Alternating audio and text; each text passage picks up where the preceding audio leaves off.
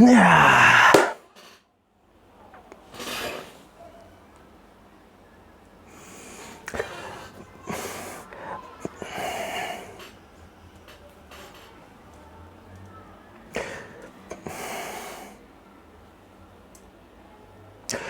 back, fellow listener. Welcome back to my reading sessions. Then, what we read today? Today we continue our Saga of Old City. Written by Gygax, the first novel ever written of Dungeons and Dragons, set in the world of Greyhawk, the first setting ever created for Dungeons and Dragons. We read it last time, so we are pretty in the end of the book. Then this novel is the first one of the Greyhawk Adventures series, and the first one of the Gord Rogue series. Then we are at chapter 27. Last time our hero, Gord, meet two new companions, Chert, a barbarian, a woodsfolk barbarian, and Curley Greenleaf, a druid. With them, fight in the Battle of Woodford against the Erdian army. Then they win with many casualties, and they decide to depart again. Then they visit Realmord, the capital city of the Nyrond, and then they go again to a forest to encounter again Curley, because he is a druid, so he didn't went inside the city. Then, chapter 27, and I forgot the water. Good, I will return in a second, because I am very thirsty and it's very hot. Sorry for the wait.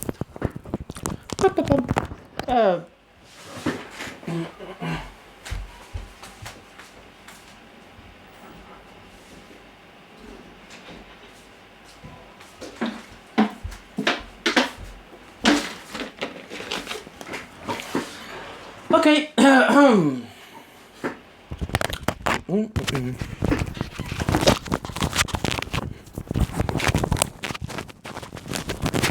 Good. Then, chapter 27. My vision. Okay. Let's begin. Sorry. Today I read 3 chapters. 9 remains till the end, and 3 today, 3 Friday, 3 Saturday, and we finish. And then we can begin another book. So, let's begin. Chapter 27. Greenleaf had last been at the chapel only a few days before. The brown-robed clerics who attended the place informed the 2 newly arrived travelers. After Gord and Chert provided sufficient proof of their identities and their past relationship with Curley, one of the priests went off to fetch the message that the druid had entrusted to the keeping of Farlang's servants, before going on his way. To pass the time while they waited, Gord inquired as to the nature of the deity served by these friendly clerics. He and Chert were not surprised to learn that Farlang was an Hertish sort, one venerated by travelers and wanderers, the deity of adventurers who held views not dissimilar to the ethos expressed by druidical faith, if not quite so bound up with nature. In fact, the curate told them not a few of both adhered to the tenets with equal respect. So there were druidical followers of Farlang, and some of Farlang's servants who were of druidical sort. A confusing concept at first, the cleric admitted as he noticed Gord and Chert shaking their heads, but not really so hard to grasp when both ethoi were known and understood. The priest returned with a scroll bearing a seal showing a circle of 8 leaves and presented it to Gord. He tucked it into his belt pouch, correctly sensing and quietly conveying to Chert that it would be highly impolite to examine the message while they were being entertained by the clerics of the chapel. The conversation grew sufficiently interesting to both men to cause them to accept an invitation to join the clerics for the noon meal.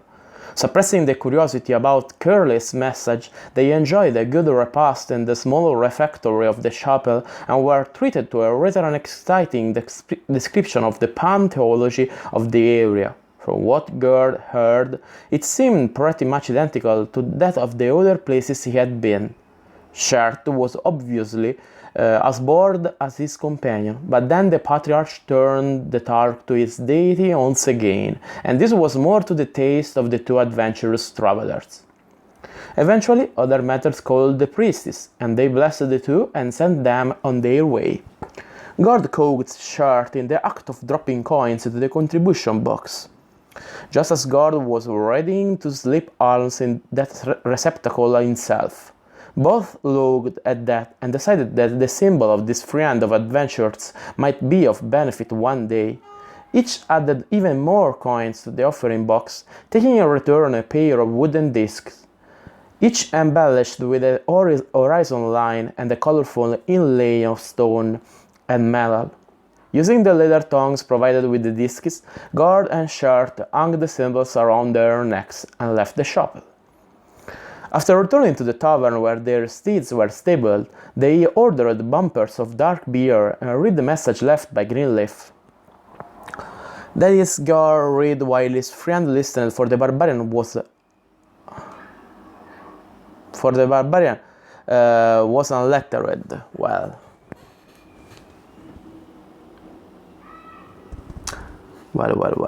we have enough spam inside this. Wait a second, I have a problem. 1 second.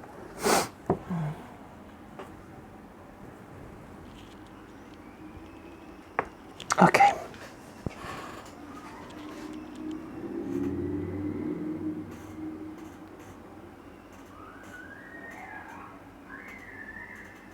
Good. Done.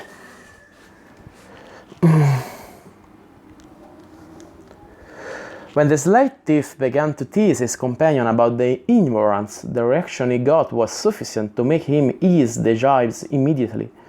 Then Gord asked sincerely if the woodsman would be interested in learning a bit about the markings called writing, and Chert readily agreed that such knowledge, while paltry compared to woodcraft and weapon play, might be useful at that.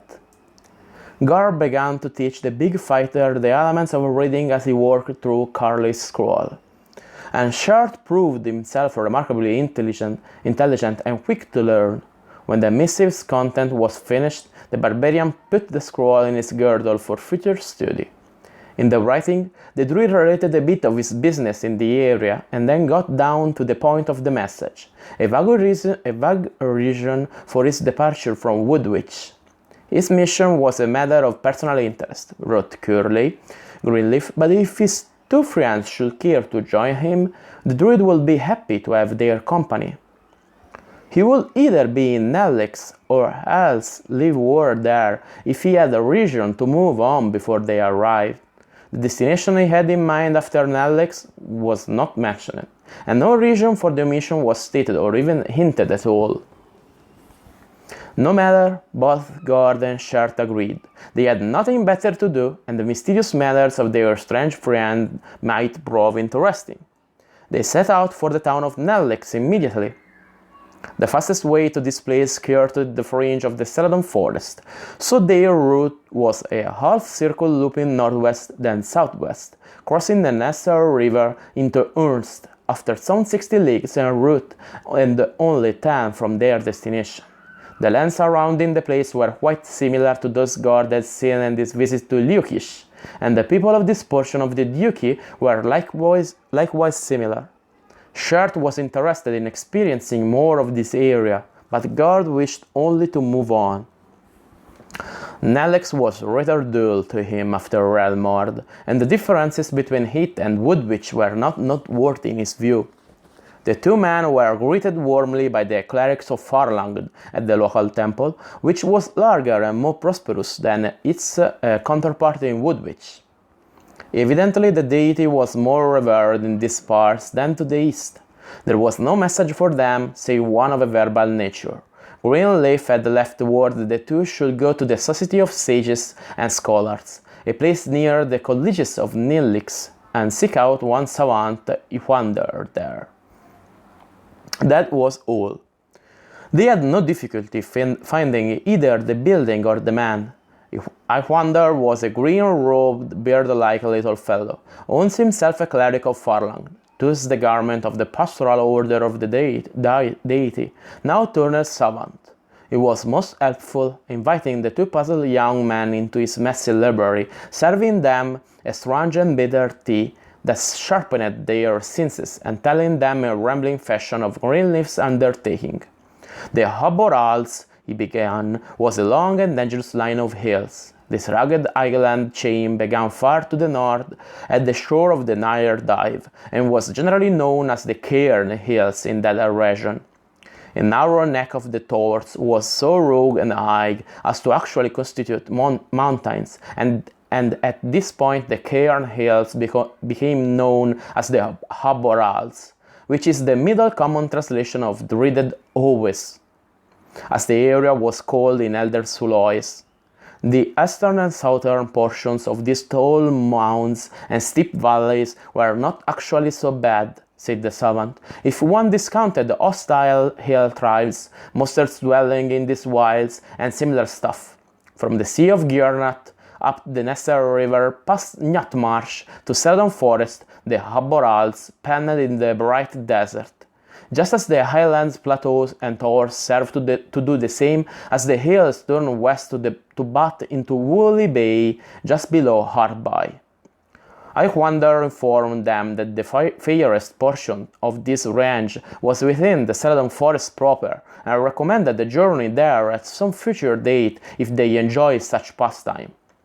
Anyway, the savant went on. It seemed that his old friend Greenleaf, their friend also, of course, had come across a piece of interesting lore while within the part of the Haborals that reached into the forest. This information had to do with the discovery of an ancient site of some sort, with great monoliths of standing slabs all ringed and set in special ways. A place of power and danger certainly, and one absolutely irresistible to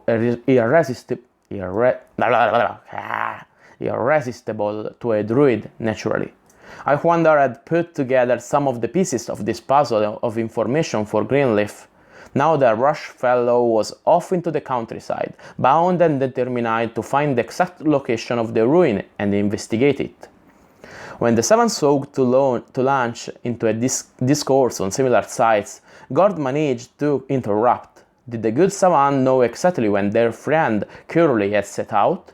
What route he had taken? Was the druid relying on his and Chert's assistance? Well, yes, Ywander told them that was exactly the point. Greenleaf had just departed yesterday, leaving a map for his friends, and urging that they join him on the venture with all haste. At last they had what they were after. As soon as Ywander came back from wherever he had stuck the map, they grabbed it, and a brief note accompanying it bid the garrulous sage goodbye and hurried out. He was telling them something about demons or daemons or demodens. God was never sure which. As they hastened away, much later on, when he talked about it, God wished that he and Chert had been a trifle less precipitant in departing. The map sketched the territory between Nelex and Mauve Castle, a town at the edge of the Cairn Hills, while the note said simply that they should meet Curley at an inn called the Manticore's Tail, near the southern gate of that latter town. This chasing after Curley is getting out of hand, Gord said sourly. Why in hell can't he stay put long enough for us to catch up and find out from him what's going on? We'll probably get to the meeting place in Mauve Castle, only to find he has flown off to somewhere else. We could end up traversing most of the Flenaeus before we find him, and I for one have no desire to follow him across half a continent. Yeah, old Curley is getting to be a pain in the ass with all this mysterious stuff, Chert agreed. That's the problem with a druid, who likes to play fighter. He won't stay home and mind his grove. It's just like Galler, always going off on some kind of a hush-hush business. You mean Greenleaf is more than a druid? From what I understand, he's a pretty tug ranger. I heard that he and Old One Eye were neophytes together up in the Cambodge forest, and that's where he took to being a scout and spy. I suppose Geller's influence got to him." Now Gord was thoroughly puzzled. What was Geller doing with druids? "You lost me somewhere." "Oh, that's simple," Chert assured him. "Geller is a bard. Haven't you ever heard him sing? He's got a pretty fair voice and plays the harp really good." "A bard has something to do with druidical studies?" "That's what Curley told me," said the barbarian. Gord let it go at that, figuring that he will learn more from Curly Greenleaf if they ever meet him again. He and his big companion rode fast in an attempt to catch up with the druid, hoping that they could make up his one-day head start before he got to his destination and headed off on another tangent. If he decided to employ his power to travel magically, neither Gord nor Chert thought they would ever locate Curly before he went off to find the megalithic ruin he was seeking. The rotund druid was indeed traveling by conventional means, with Mauve Castle about one day's ride ahead. They did catch up with him at a roadside tower, and the three reunited adventurers spent the night there. After they greeted each other and settled down at a table in the tower, Gord and Chert were finally able to learn just what Greenleaf was questing after. "I have heard in old epics," he told them, "that there was a place of great power in the Aborals, and the Archdruid of Celadon allowed me to read an ancient tablet he possesses. That gave me a clue as to where the place was and what it looked like, so I went to my old friend Iquander. He was able to dig up most everything else I needed to know." "That's fine, Curly," Gord said sarcastically, "but how about telling us now?" "Great idea, Gord," chimed in the barbarian. "Come on, lay it out for us, Greenleaf, or we'll thump it out of you." "Not here," the druid said seriously. "Too many ears to pick up something as important as what I have to tell you. Let's find a wench to serve us supper, and afterward we can retire to our chambers and talk. I'll explain it all then." Both young men grumbled, but there was nothing to do but go along with Curly's plan. He wouldn't say anything in the common room of the tavern, and wouldn't go elsewhere until he'd eaten. Chert said he was famished, and they did consume vast quantities of chow at every opportunity, and Gord was also feeling pangs of hunger, so they nodded acceptance of Charlie's terms and ordered a meal. Soon the three were busily demolishing a roast capon, some egg and mutton kidney pie, and various and sundry comestibles delivered in stages by the serving woman.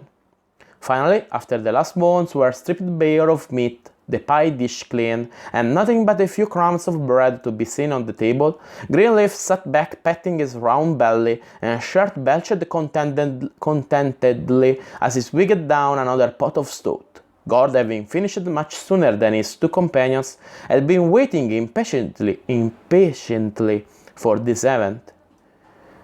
"If you two Gandiguts have finally stopped stuffing yourselves," he said, "I think it's high time when we went upstairs so that Chert and I can learn the real meat of our chase halfway across the Flannace."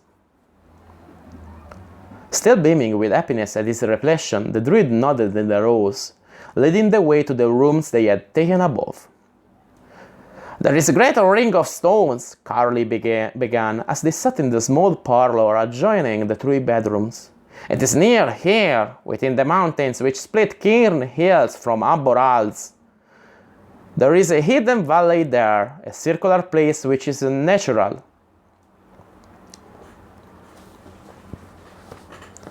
Steep walls ring a level plateau, and this ground, in turn, is hemmed by monoliths. 7 circles of different sorts of stones there are.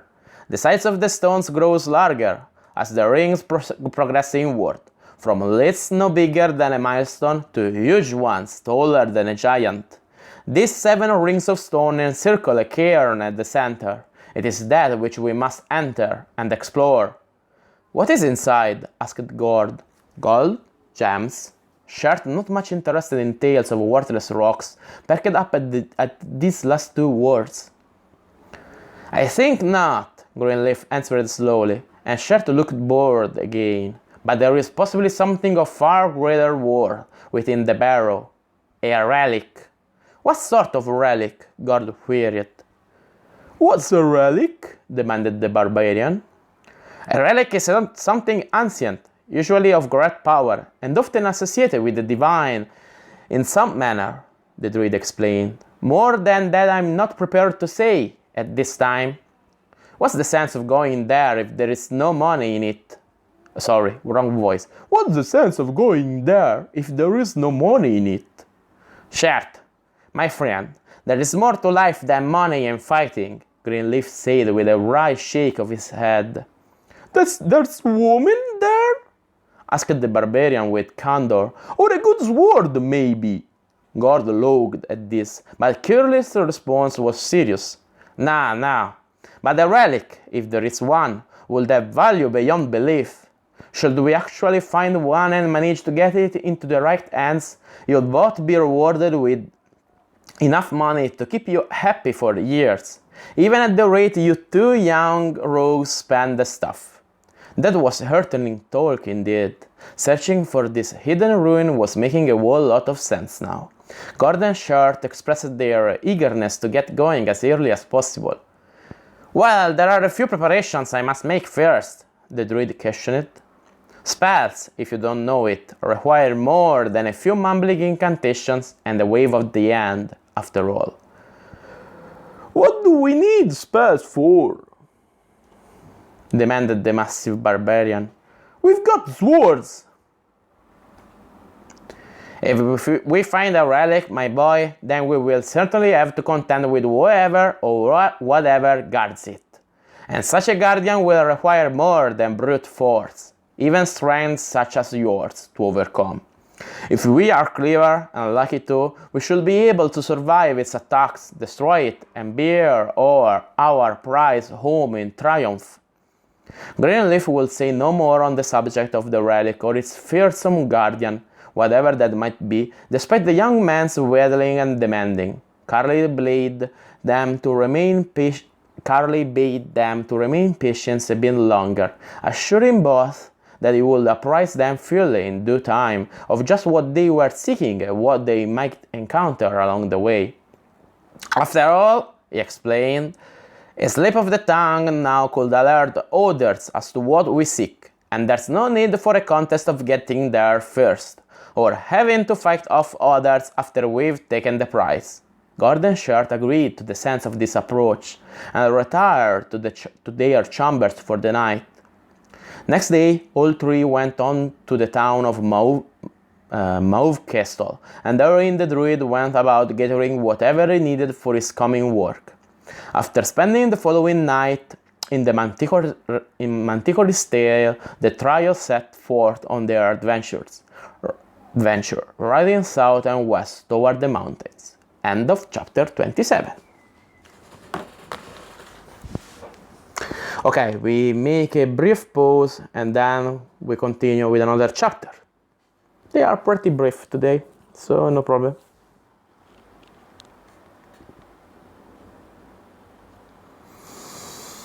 I'm pretty sleepy today.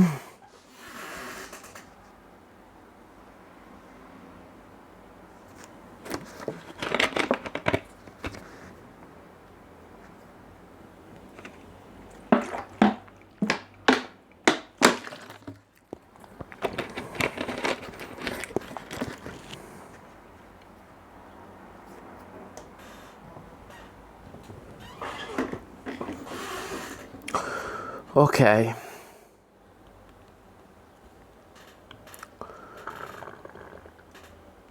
Let's continue. Chapter 28. Let's go.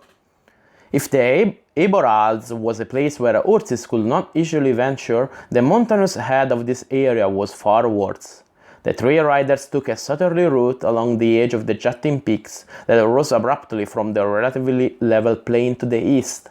The entire chain was only some 50 miles long and about half as wide, but the upthrust bluffs and craggy peaks were an impenetrable wall. Perhaps determined mountaineers could ascend these great mountains and descend on the other side, but no regular traffic, muleback or even afoot, could find a route through them. Gord wondered out loud why they were riding along the edge in such fashion when it was obvious that they would have to proceed afoot eventually. It would have been better, he suggested, to have left their valuable steeds in some safe stable and have gone on Shank's mare.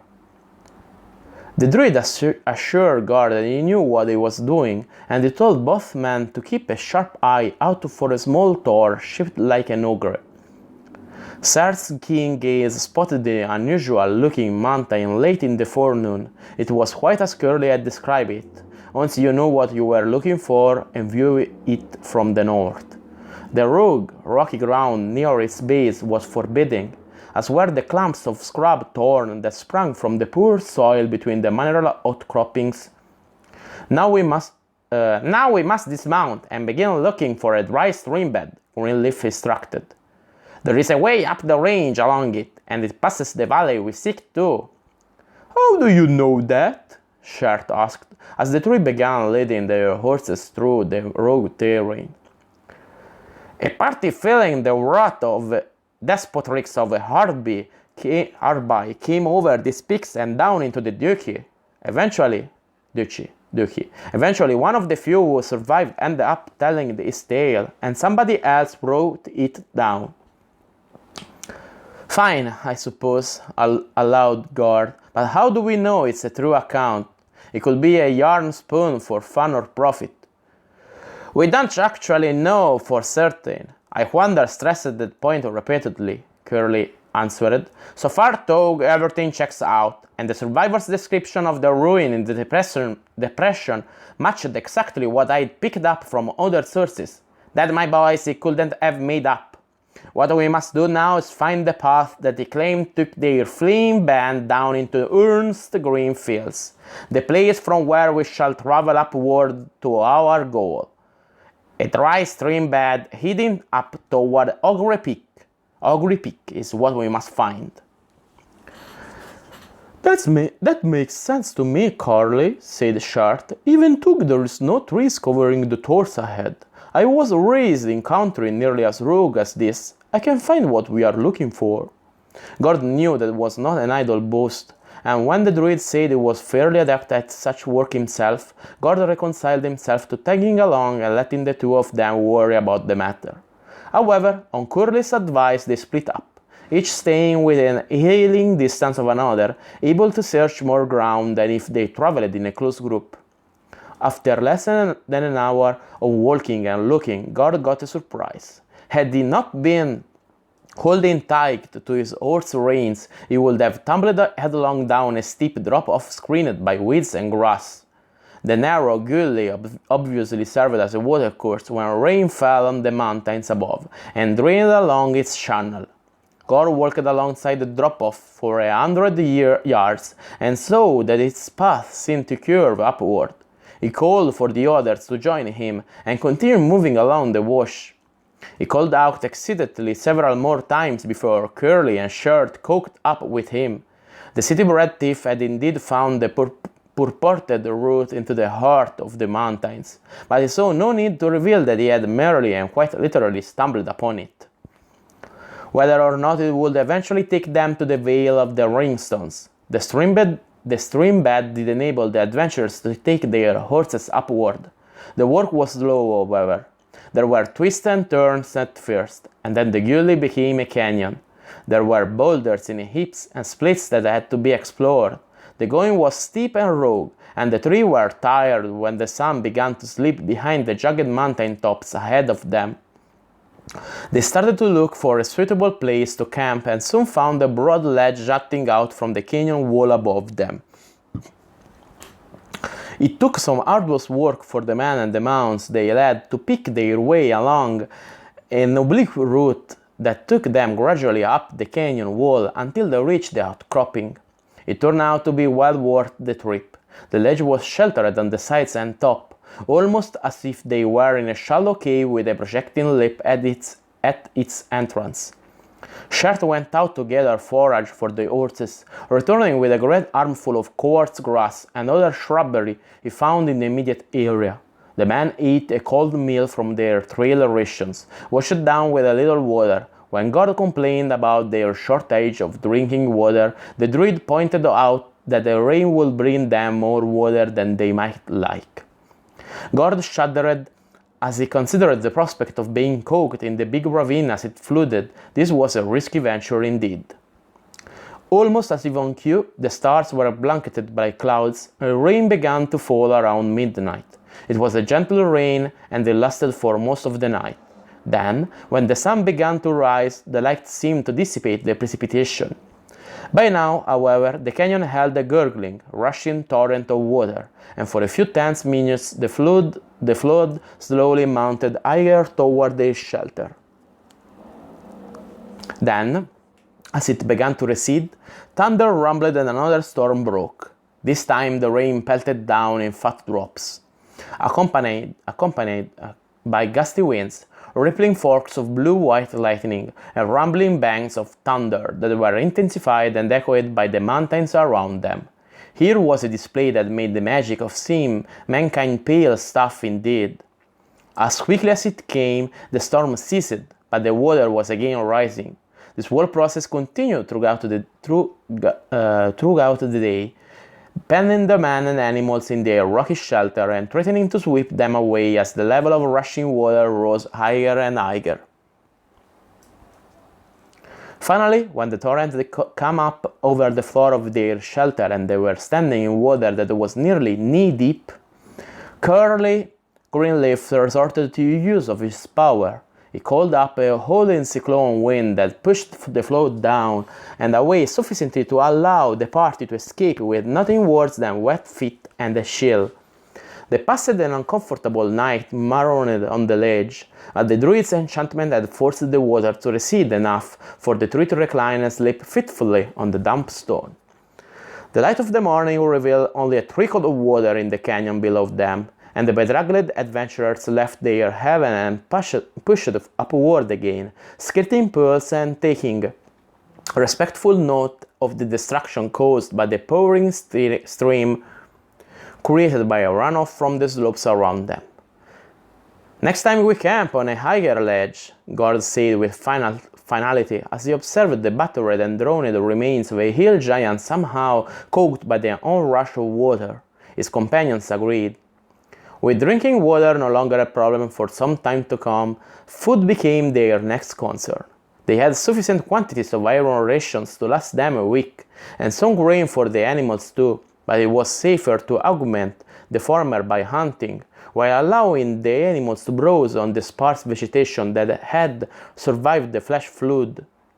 After the group traveled for the better part of the day and found another likely place to camp, Gord was put in charge of the animals while the barbarian and the druid sought game for their evening meal.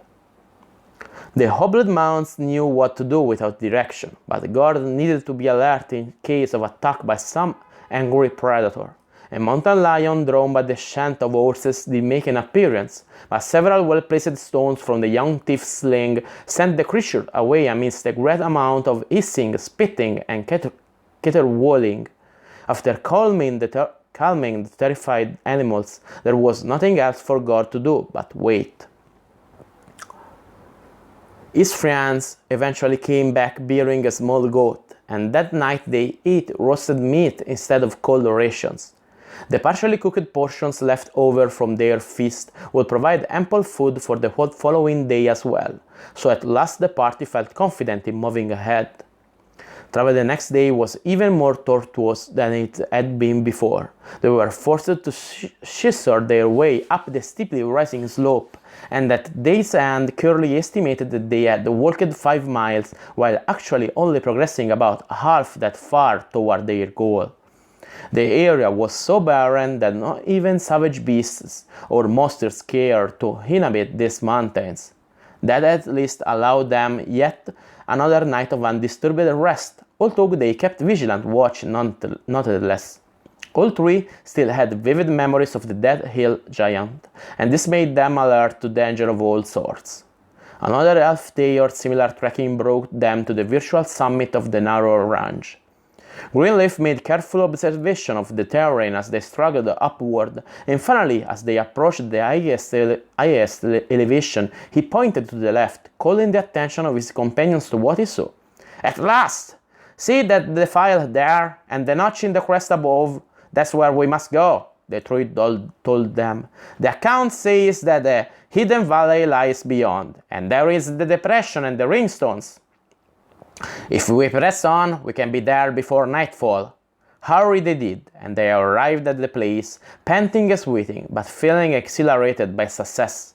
Before them was the plateau, a gentle mound of stone and vegetation, surrounded by harsh cliffs and peaks. Gasping in the thin air, they worked their way up the rising ground to see what it hid from their view. When they arrived atop this mound, the last light of the sun showed them the unnaturally circular dell and the rings of stone within it. "Now you trust my judgment, right, lads?" the exultant druid exclaimed with glee. "I knew it was here! If we really thought you were taking us on a will-o-wisp hunt, Curley, do you think we'd have gone through all this crap?" "Yeah, Gord." Wrong voice. "Yeah, Gord," Chert agreed. "Screwing around in mountains is fun, but I came along on this one to get rich." While Gord's opinion about clambering over mountains was at odds with that of his barbarian companion, the intent of both statements was the same.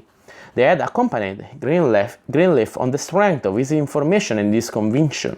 Even if they had voiced occasional doubts, both adventurers had actually trusted in the druid and expected to find what they were now gazing upon.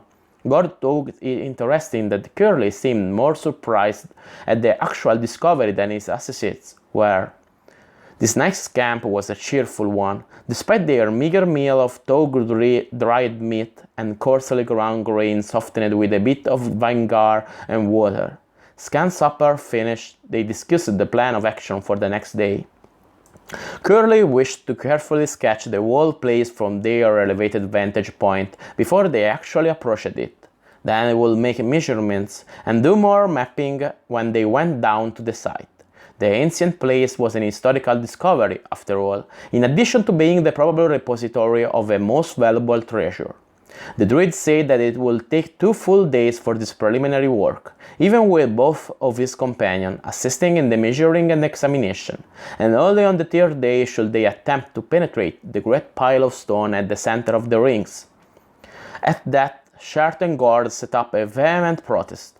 They demanded no more than 1 day be spent on scholarly business, and the next for adventure.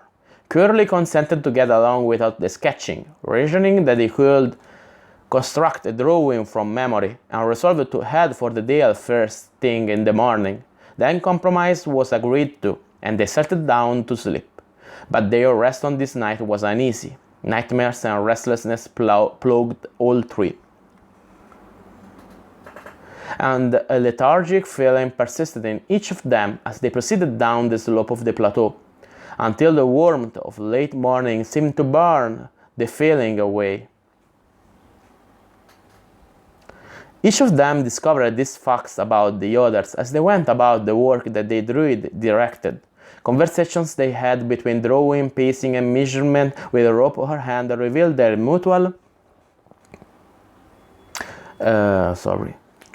experiences of the previous night. It was evident the druid concluded with a tone of deep concern in his voice that the cairn was not a deserted ruins, but it contained something malign, and this was what had caused their unease. Instead of camping near the depression that night, Curley had the group move to a place farther away, and assured Gord and Chert that this would lessen the evil effects of the guardian of the cairn. After another spare meal, he sat them down and went into a lecture. "I spoke only vaguely of a guardian," the druid began, "for I half expected there to be none.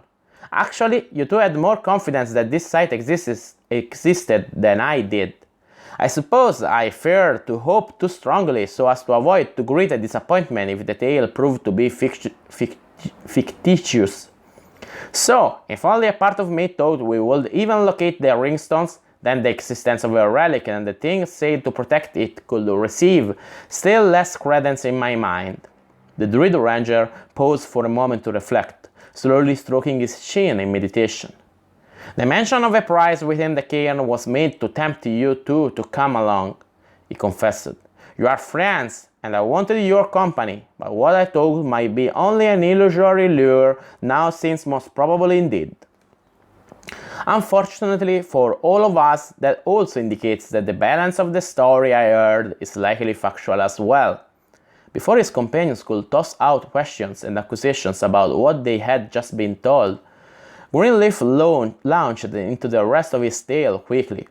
According to the survivor's account, he said, the fleeing men were much worn from climbing up the western side of this range, and when they accidentally found this place, they rested for a time and allowed their nearly dead steeds to graze and recover as well.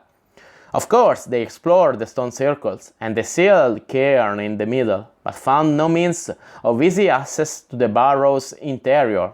However, being robbers by nature, such a place was irresistible to them. They all voted to remain and find their fort's entrance one way or another, despite whatever bad occurrence they might encounter. The group was haunted by horrible night visions, and on the very first morning afterward one of their number went insane and threw himself off the edge of the slope into the dell, breaking his neck in the fall. That incident was passed off as merely a breakdown of nerves from flight and exhaustion. The next night, another of these brigands awoke to find the companion staring at him with glowing red eyes. The leering fellow attacked madly, and in the following struggle both attacker and attacked were killed. In a mere 2 days, 3 of the group had died, but the desire of the rest to find what was buried beneath the great stone slabs of the cairn prevailed over their fear. Greed has that sort of power over foolish and evil beings. An entrance to the place was discovered the next day, and a number of the brigands were able to move the block concealing it and go in. What they found was not to their taste, however. After their torches gave them the barest glimpse of some sort of fabulous treasure, the flames of their brands were suddenly extinguished, and a terrible fear came over them. They stampeded back along the route they had taken, in a wild and confused rush through the lightless, narrow stone maze. Their retreat was even more panicked because of the blood-curdling screams and terrible rending and cracked sounds that echoed past them from behind. Thus near the front of the onrushing group realized that their comrades were being slain and crushed one by one, with incredible brutality and swiftness, by something that was overtaking them even as they wildly sought escape. Gord stirred uneasily, but did not interrupt Curley's horrendous tale. One of the band was a wicked cleric, a priest of some cursed and malign being or other entity unknown now. That one managed to employ his power to create a bright sphere of glowing light, and its radiance showed what doomed them, a demon of most awful aspect. Somehow, a cataboline was bound within the cairn. Cataboline. This monstrous guardian, mad with centuries of confinement, was wreaking a hideous vengeance upon the intruders. The cleric attempted to turn the demon, or possibly to throw it with it. It was this effort that enabled the front runners to escape and seal the tomb on the demon and the rest of their fellows, including the hapless priest. And then what? Demanded Chert, unaware that the tale was over. Well, at least one lived happily ever after in earnest, Curley replied dryly in an attempt to break the tension he felt. But Gord was not in a humorous mood at all. We are going where this demon, named Catabos something, waits with the shattered skeletons of who knows how many brigands, and some priest of evil's gnawed remains too? Are you mad? Gord said, his voice rising in pitch and volume on the last 3 words. Greenleaf responded with calm indignation. What lurks within the cairn is a cataboline, which, for your information, is a sort of demon, not the true name of one. So what's in the name? A demon of any sort smells foul to me. If we are to find treasures, let's look elsewhere, said the young thief with a shudder. Gord was now quite set on not going any further with this whole business, and his tone and expressions relayed this opinion clearly. Oh, come on, Gord, urged the big barbarian. A demon is just a bigger, nastier ogre, or something like that. We've got our blades, and Curley here can use his spells and stuff. We can't come all this way and then turn tail and leave a fortune behind because it's guarded by some old Kataboli demon now, can we? The druid interjected his own counter also. Before you run off guard, my lad, ask yourself this. How many fleeing bandits and outlaw brigands are you equal to? I'll take on a dozen of that sort of scum any time, Chert said with steel in his voice. Then consider that, said Greenleaf in an encouraging tone, and consider this as well. I have more powers than some little cleric serving a malign master, not to mention my skill with weapons. The exchange continued for a while in this vein. Gradually, as Gord's initial shock subsided, he became convinced that he should remain with his comrades. The words of Curley and Chert did help. At a large measure, Gord persuaded himself to stay. After all, these were his boon companions with whom he had agreed to adventure, and he would not desert them now, Cataboline, demon or no. Tomorrow they would enter the Cairn, with weapons and spells ready to counter the evil of its demonic guardian. So, another brief pause, end of chapter 28. Another brief pause and then we end with the last chapter of today. So, be ready.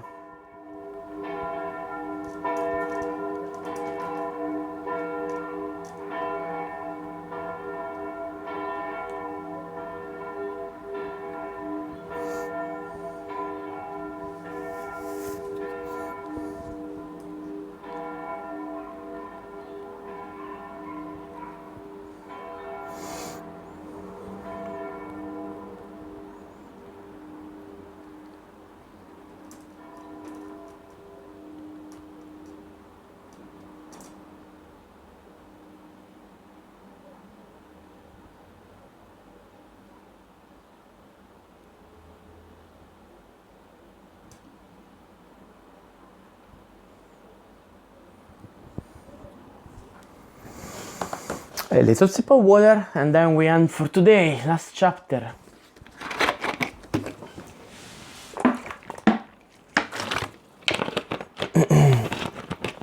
I almost finished water.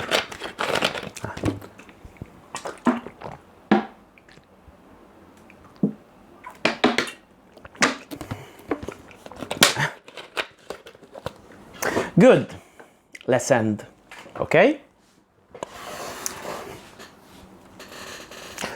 Chapter 29. Let's go.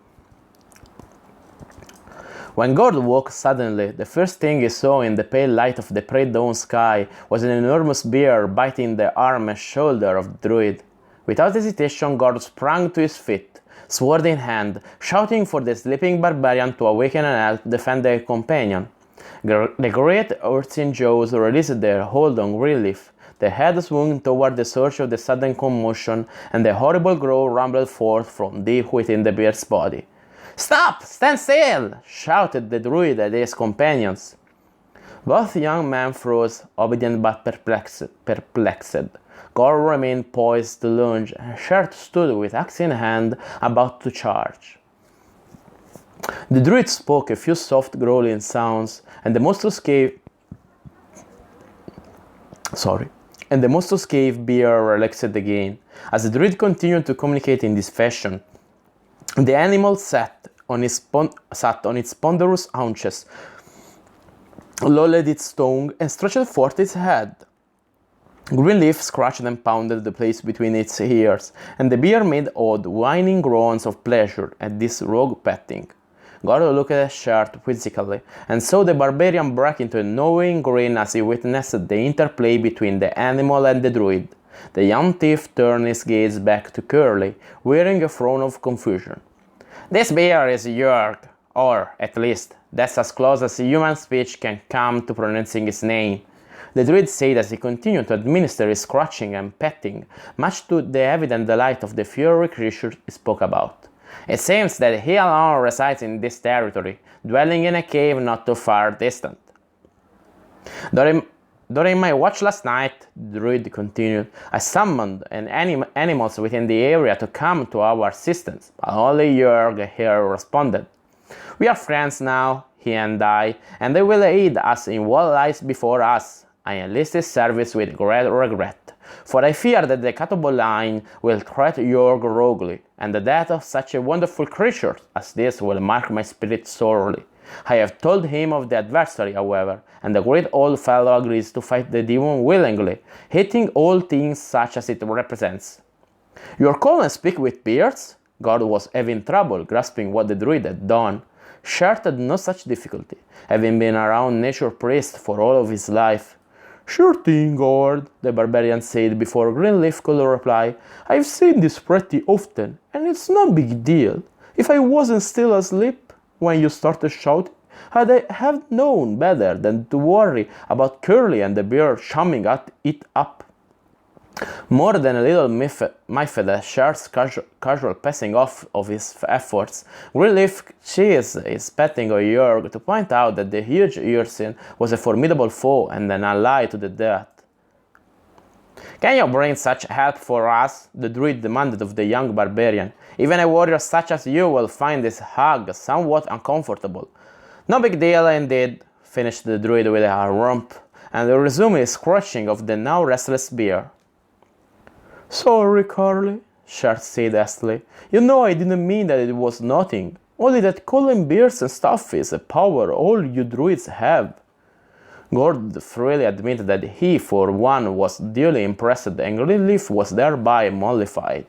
That settled the three adventurers, and their grizzly pet of monstrous proportion headed for the depression. It was a matter of an hour or so before they came within sight of the bowl containing the circled stones, clambered down the narrow path to its bottom, and advanced to the piled slabs resting at the very center of the inner ring of megaliths.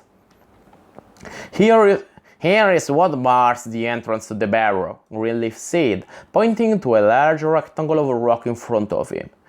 The stone showed marks of tools that had been wielded upon its surface. It was somewhat askew, wedged in place with other stones obviously added as if by afterthought. How do we move it? Asked the muscular barbarian. I'd say it weighs a couple of tons. The thing's pivots according to the story, said the druid as he surveyed the slab. Let's get the detritus out of the way and give it a try. Jörg here can use his strength to help us pull it open. It took a bit of work for the three men to clear away the shard of stone, which had been broken away from the ancient ruins by time and weather, and gathered up by the frightened bandits years ago in their efforts to wedge fast the portal. Other stones too, boulders of some size, had been heaped at the base of the slab. The great bear watched the man's labor with seeming fascination, content to bask in the bright warmth of the morning sun, as the two-legged little creatures cleared the rubble. Damn that fat lazy bastard of a bear, Chert muttered as he tugged and pulled away a chunk of splintered megalith from its obstructing position. Couldn't you have ordered him to help us, Curley? Jörg can do a lot, but his claws aren't fingers, nor his forelegs arms, the druid said, supervising the last bit of work. Besides, he enjoys watching and resting, he added with a grin, and a wink in the general direction of the monstrous animal. Then he spoke seriously. Don't forget, he has agreed willingly to fight against the Guardian, putting his life in jeopardy for no reward other than the encounter itself. Wonderful, Gord interjected with sarcasm. But let's cut the crap about what that bear should or will do and get on to the opening of this blessed barrow. We'll be here at midnight if you two don't stop jawing at each other and lend me a hand. Gord was attempting to pull the huge slab of stone open by himself, and his efforts were having no effect. Curley murmured something for a few seconds, and then Jörg seemed to understand what was needed, for the cave bear ambled up, brushed the young thief aside with a casual swipe, and inserted the claws of his great forepaws into the crack between slab and cairn wall. The animal pried and scratched at the projecting lip of the portal, making strained, growling sounds as he worked with obvious great effort. After watching this for a few minutes, Gord became concerned for the continued good health of their new ally, and he was about to request that he be called off by the druid who commanded him.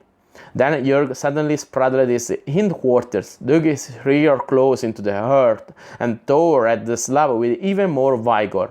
The fury of the mighty creatures rippled, showing where muscles bunched and moved beneath the thick hair and hide. The stone closure came slowly forward several inches, then stopped again. As Jörg sat back with a satisfied grunt, the three men ride around his body to examine what the bear had accomplished. They could see a crack of a finger's breadth between the portal and the lithic post. Curley theorized that the heavy slab had been forced shut when the brigands fled the barrow, and in their haste to slam it on what was inside, they had probably jammed it on something that had forced it somewhat askew and prevented it from closing properly. Whatever that was now also prevented the slab from coming open. Greenleaf peered for a time into the crack, his hands cupped along the sides of his face to shut out as much sunlight as possible. "I can detect nothing in the antechamber beyond," he told the expectant pair beside him. "Let's see if we can use our brute force to unstick this door." He put his fingers through the crack and got a grip on the inner edge of the slab. Gord Chert did likewise, and Jörg put one of his monstrous paws to work on the crevice as well, reaching between human legs in order to find a place where its claws could add strength to the attempt. For several agonizing seconds, even the combined pull failed to move the portal. Then the slab pivoted outward suddenly, with a shriek of stone on metal. The pivot pin that had been holding the stuck door snapped with a loud ping, giving way under the pressure. Chert, who had been tugging mightily, lost his footing abruptly now that the force of his pull was meeting no resistance. His stumbling fall carried his companions back and asprawl also. At the same instant, the Jörg jerked back from the opening with speed hard to believe for a creature so massive. As all four of them watched from their prone position several feet away, the now free slab teetered for a split second. Then inertia had its way, and the great stone fell away from the opening and crashed to the ground.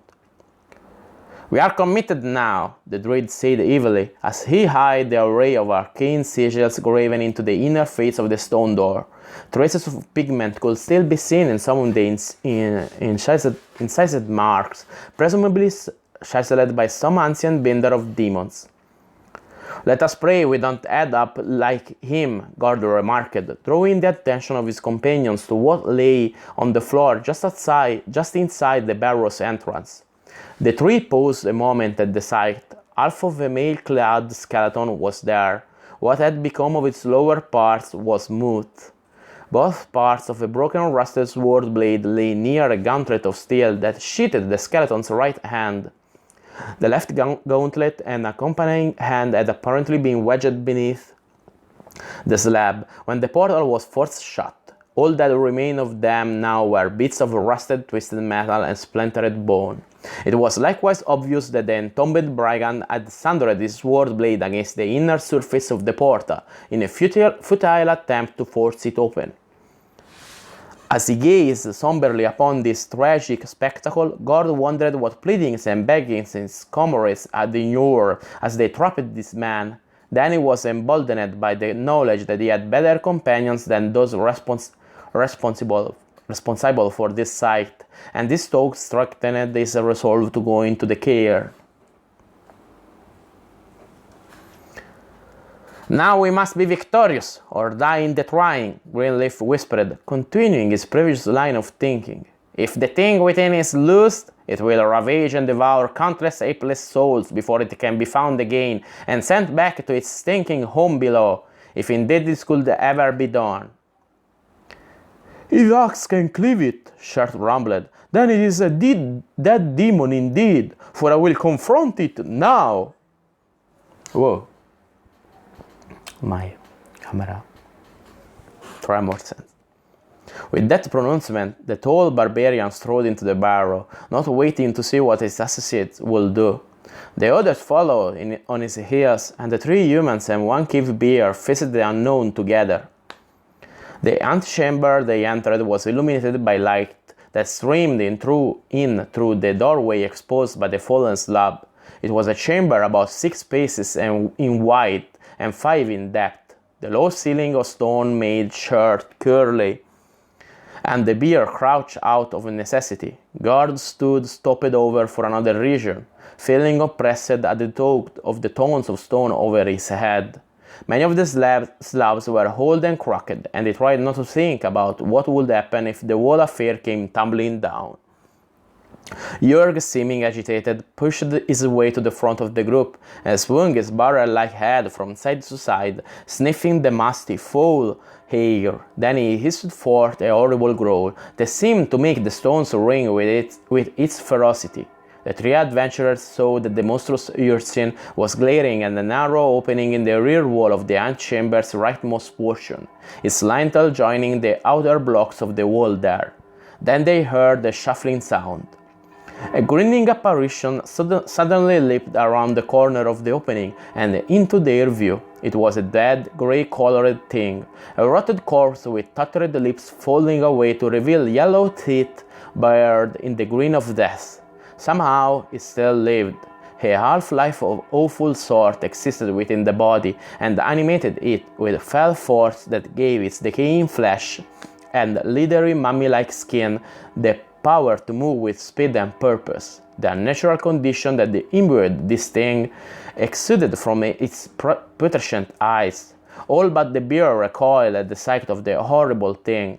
The creature before them was clad in the moldering remains of what had once been garments of some priestly sort. Although it seemed to be able to move with agility, the arms and legs of the corpse belied this. These members appeared to have been wrenched and disjointed, so that they now protruded at unnatural angles.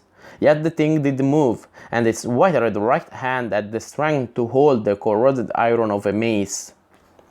All of this was perceived in an instant, for the pose of the undead corpse was only momentary. The thing gave another leap, arms and legs going out at crazy angles, and moved to attack the bear, which was still in the forefront. As the zombie advanced, it raised its flanged metal club, intending to bring the weapon down upon Jörg's head.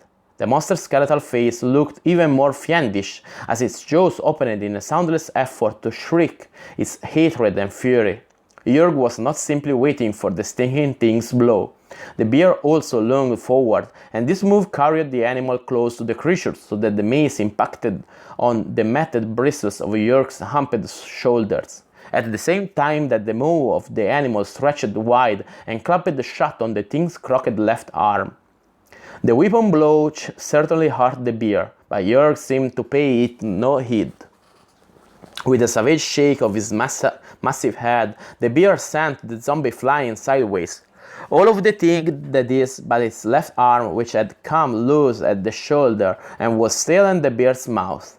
The creature smacked into the wall of the antechamber with a meaty sound, but without hesitation was up on its twisted legs again, mace rising for another attack.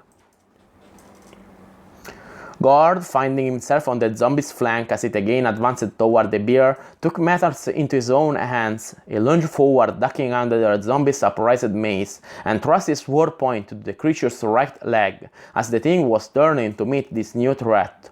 Gord withdrew his weapon quickly, but not fast enough to avoid the grazing blow from the mace. He saw stars as an iron flange glanced off his forehead, and he reeled back. Although blood now blinded his left eye, Gord had seen enough to know that his stab had apparently done little harm to his opponent. It took a second to shake his head, trying to clear his senses, and when he looked up again, he saw the foul creature was aiming another blow at him. "To your grave, damned thing!" Chert cried as he came up behind the creatures and brought his great battle axe down. Because of the low ceiling and the closeness of the melee, the blow could not be delivered with full force. but it was still strong enough to send the blade through the steel plate and chain mesh protecting the undead thing's shoulder. The barbarian's blow did not fell the zombie, but it threw the thing off balance, so that the mace it wielded swished through empty air. As it exposed itself thus, Curly Greenleaf jabbed his spear forward, scoring a hit on the zombie's rotting body. "This thing is Tug!" he shouted to his companions, ducking another swing of the undead cleric's rusty mace. The bear growled hideously, but the crowded conditions did not permit it enough space to attack fully. Jörg had spit out the mouldering member from his mouth, shaking it free and then trying to clear the full taste from his mouth. Gord had moved back and was also out of the fight for the moment, trying to clear his vision and staunch the flow of blood that was running down from the wound on his head and blinding him. Chert and the druid continued to press that zombie so that it could do naught but face them in return. If the damage done to its undead body caused it pain, there was no evidence of it. Gaping jaws still sounding its silent scream, lambent hatred burning in its eyes, the zombie sought to crush its foes with the weapon it had used in life. "When I stab it, you strike from the side," Greenleaf shouted as he dodged another swing of the iron mist. Then he thrust his spear forward into the thing's body again. The barbarian gave a cry that sounded like brrrr as he swung his weapon in an arc perpendicular to the zombie's body. With both of his hands clasped on the haft of the great axe, his teeth clenched, his muscles working to their fullest, Chert drove the blade hard and true, hitting the thing at the waist just as the druid yanked his spear out of its torso. The curving blade cut the rotting thing nearly in half, and the zombie fell back and down. The thing twitched and jerked, but did not stand upright again. Its lolling head showed only empty eye sockets, where the evil light had burned a moment earlier. Then the air was filled with the sound of a deep, dry chuckle coming from the interior of the cairn, so pervasive that it seemed to flow right through the stone itself. It was the most evil sound Gord had ever heard. "Jörg! Guard the doorway there!" the druid said, following the words with a gesture and a few guttural sounds. The bear complied, moving next to the opening on the back wall that the zombie had come through. Curley turned and surveyed his friends, a thin smile on his lips. "Well, that's that," he said. "Now, Gord, let's take care of that gash on your head." Wait a second, I have to close the door.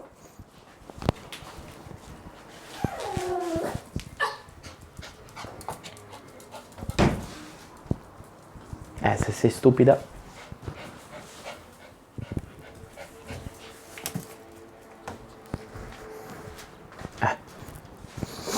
Here I am again. Oops. Gord had overcome the dizziness that beset him when he was hit, had managed to clear the blood from his left eye with a piece of linen torn from his undershirt, and was dabbing at the wound. The druid moved him near the entrance and peered at the cut in the light there. "It's not a serious wound," he said, "but who knows what fullness was on that mace? I'll have it taken care of in a moment."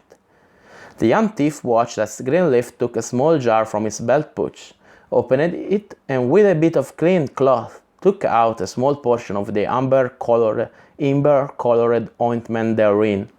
The stuff made his skin tingle when the druid applied it to the wound. The cut stung briefly, and then all pain was gone. A small moan of satisfaction escaped Gord's lips as the magical medicine finished its work. "The wound is closed, my friend," said Curley, "and your forehead is as good as new, except for the small scar you'll have there. Clean off the rest of the blood, and we'll be ready to get on with this business." The druid turned back inside the chamber then, and saw the barbarian examining the remains of their full and unnatural foe. "Hey, Curley, what kept this thing going?" asked Chert as he wiped the blade of his weapon on the creature's tattered garments. "It looks as if it has been dead for years." "The zombie?" Greenleaf asked rhetorically.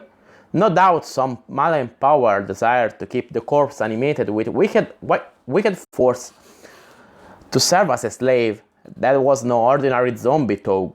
I've encountered a few of these undead in my travels, and this one was far worse than any of the others. Whatever, the thing went down easily enough when kissed by Brawl here, the barbarian giant said as he hefted his huge axe. Brawl, you say, eh? An interesting name for an axe, said Curley. I detected a low hum coming from it, as you felled that zombie with that last stroke. Why have I never heard you call it by name it before now? Chert grinned at the druid. This has been handed from father to son in my family for generations. I named it to you without thinking. And now you know its secret too. When called by name, the weapon strikes true and sinks deep as if it were alive. Perhaps it is, or perhaps it carries a humor. I neither know nor care. It is a true friend, tried and trusted. Indeed a friend of us all, Gord chimed in. He had finished cleaning himself up and rejoined the group. Curly Greenleaf nodded knowingly and spoke no more about the matter. He turned his attention to the beer just as Jörg let out a low rumble. Our friend senses the presence of something else awaiting us inside, said the druid.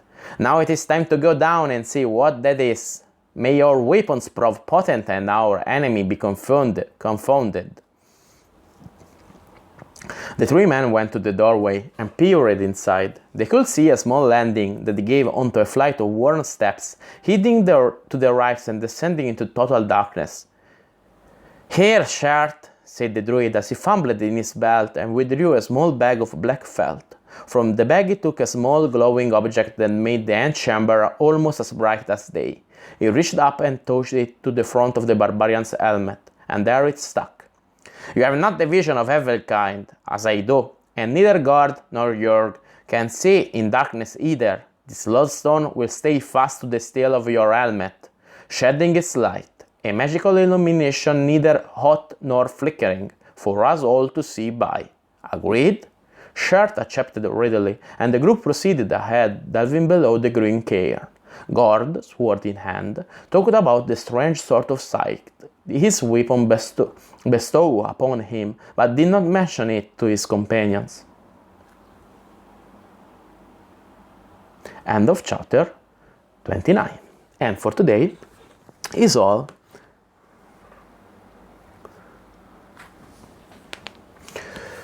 Three chapters for today. We are gonna continue this reading Friday evening and then Saturday evening. For today is all, pretty brief, a curious quest against the demon, why not? And we can end it here with a climax and a powerful enemy at the horizon. For today is all.